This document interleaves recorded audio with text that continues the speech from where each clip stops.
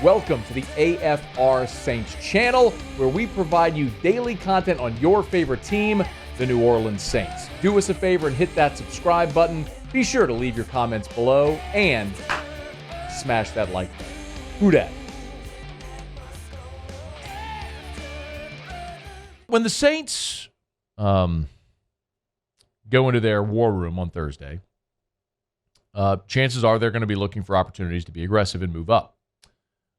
This is a number that's been thrown out a good amount, but the Saints have moved up 11 times since 2000. They just are constantly looking to trade up. They don't move back. It's the Saints' approach to the draft is they are aggressive. They're going to be looking for opportunities to move up, and it doesn't necessarily have to be in round one. We saw the Saints move up roughly half the draft order in 2018 to take Marcus Davenport. We saw the Saints move up in 2009 to take Thomas Morstead in round 5. At the time, I remember being perplexed, thinking only the New Orleans Saints would trade up to draft a punter. Well, it kind of worked out. Thomas Morstead held down that job for more than a decade. Saints moved up in round 3 to take Alvin Kamara in a year where they had Mark Ingram and had just signed Adrian Peterson in free agency. They moved up to take a running back. If there's a player they like, they're going to go get him. And I stopped years ago. I stopped, and I think it was that 2017 draft, really, when I had this just seminal change. And prior to that, I think any criticism of the way the Saints drafted was justified, because the Saints historically were a very poor team when it came to draft hits. But if you go prior to 2017, they were really bad. I mean, that 2015 draft, for example, they had Andrews Peat, but they took Stephon Anthony in round 1, Hau'oli Kikaha, Garrett Grayson. I mean, they were terrible. The entire 2014 draft after Brandon Cooks was Stanley Jean-Baptiste, Kyrie Fort, Vinny Sunseri, Ronald Powell, and Tavon Brooks. Y'all, they stunk. They just couldn't evaluate talent, and they just whiffed over and over again. But then 2017 came along, and everything they did was right. And it certainly coincides with bringing Jeff Ireland in. It's something we've talked about quite a bit. And so I've stopped thinking and having any type of angst about them moving up.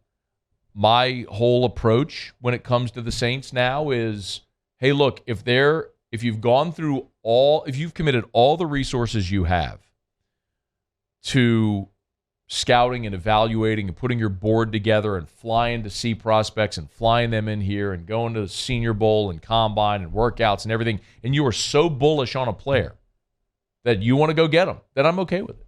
You want to go up and get a player because you're bullish on them, you don't want to be patient, let the draft come to you, and that's your approach, and you want to be aggressive, cool.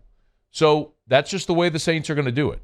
Just go into the draft understanding the Saints are not moving back, ever, and they're going to be very aggressive looking to move up. Do you realize, a lot of people forget this, the Saints executed 2 trades about last year's draft. That you know. The first one with the Eagles, we found out when we were in New Orleans covering the Final Four last year. We're doing the show in New Orleans at the Coterie in the quarter when we found out the Saints had made that trade with the Eagles. And then, of course, they moved up again in round 1 to take Chris Olave. Some may call it reckless. Whatever. I mean, it's just their approach. So a year ago, even after having already moved up twice, on draft day, Mickey Loomis was burning up the phones. Do you remember this? They were trying to get one of the top 2 cornerbacks in the draft. They were trying to go up and get J.C. Horn or Patrick Surtain. Like, they were trying to move up again on draft night. It's just what they do. They're going to be pedal to the metal, go. So this didn't surprise me at all when I saw this over at SI. Albert Breer is reporting the Saints are one of a few teams that could move up in this first round. He mentions also the Pittsburgh Steelers and the Kansas City Chiefs. He notes, quote, I'd put the Saints in that category as well, with their history of being that they identify guys and aren't afraid to make moves up for them. Mentions last year they went up for Olave, even it cost them future capital. And the point is true. They will just continue to use future draft capital to get what they want today. Their approach is that they are perpetually buying on credit. We can fight against it.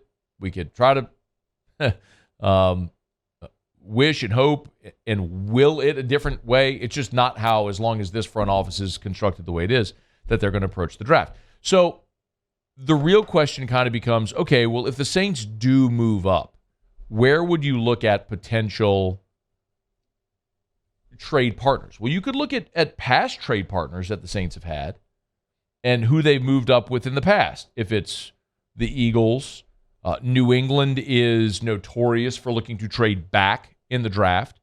The Saints have made deals with Washington in the past as well. So you could look at, for example, New England at 14, Washington at 16.